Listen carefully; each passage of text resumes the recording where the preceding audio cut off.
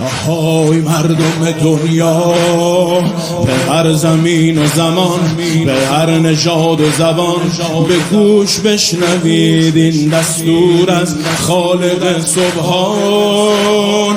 به هر که دارد امید دیدن ایزد منان.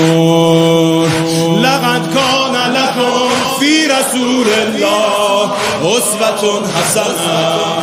لقد کان لکم فی رسول الله اسوة حسنة.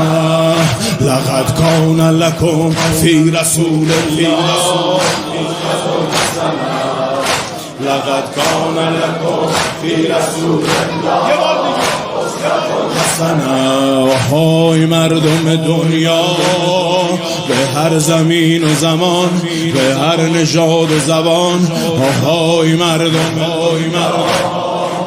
هر زمین و زمان، به هر نژاد، به گوش بشنوید این دستور از خالق سبحان.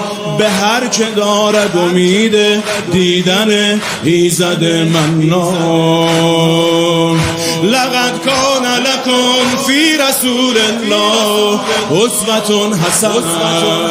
لقد کان لکم فی رسول الله حسنة. لقد کان لکم فی رسول الله اسوة حسنة. لقد کان لکم فی رسول الله اسوة